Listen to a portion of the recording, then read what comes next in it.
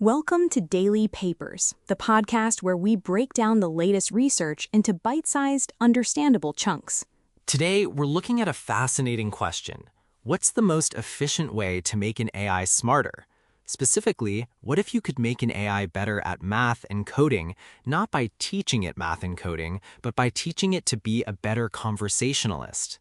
It sounds a bit strange, right? Like becoming a better chef by practicing your tennis serve. But a new paper titled GRLO, Towards Generalizable Reinforcement Learning in Open-Ended Environments from Zero, suggests this might be a surprisingly effective approach. Okay, so let's set the stage. We're talking about large language models, or LLMs. These are the AI systems behind tools like ChatGPT. To create one, you first pre-train it, which basically means you show it a huge chunk of the internet. Books, articles, websites, you name it. Exactly. But this base model is a bit like a brilliant student who has read every book in the library but has no social skills. It knows a lot, but it's not very good at interacting or following instructions. To fix that, developers do something called post-training. And post-training has recently split into two main camps. Let's call them Team A and Team B. Team A uses something called reinforcement learning from human feedback, or RLHF. This is how you get a model that's good at general chatting. How does it work? Think of it like training a puppy. The AI generates a couple of answers to a question. A human then looks at both and tells the AI, "This one is better." The AI gets a little reward signal for the good answer. Over time, it learns to give answers that humans prefer. That's Team A. Then you have Team B. They use something called reinforcement learning from verifiable rewards, or RLVR. This is for skills where there's a clear right and wrong answer, like solving a math problem or writing a piece of code that runs correctly. Right. With RLVR, you don't need a human to check the work every time. You can have a computer program, a verifier, that automatically checks if the math is correct or if the code works. This is super efficient for teaching specific technical skills. But here's the problem the researchers identified. These two approaches are very siloed. If you train a model on thousands of math problems using Team B's method, it gets really good at math, but its general conversation skills barely improve. The skills don't transfer. And doing both is incredibly expensive. It takes a ton of data and a massive amount of computer power, which we measure in GPU hours. So the big question in this paper is there a better way? Can we get those math and coding skills without the expensive, targeted training? This is where their new recipe, which they call GRLO, comes in. GRLO stands for Generalizable Reinforcement Learning in Open-Ended Environments. That's a mouthful, so let's break it down. Generalizable just means the skills it learns can be applied to lots of different tasks.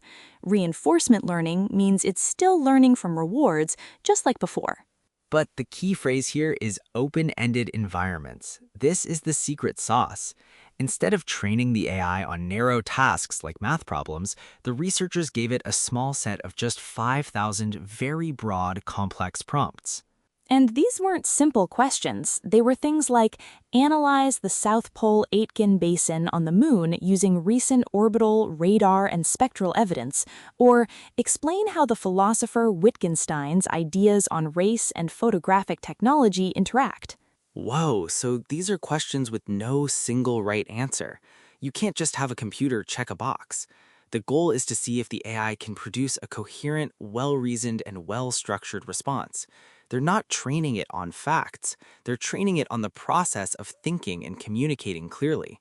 Exactly. The hypothesis was that teaching the model how to structure a complex argument and organize its thoughts in these open-ended chats would be a general skill that could then transfer to other domains. It's like teaching a student critical thinking instead of just making them memorize formulas. Okay, that's the theory. It sounds elegant, but it's a big bet. Did it actually work? It worked spectacularly well. The GRLO model showed massive improvements across the board. It got better at reasoning, it got way better at coding, and its general chat abilities shot up. All of these skills improved together from a single, lightweight training process. And this is the really wild part, the efficiency.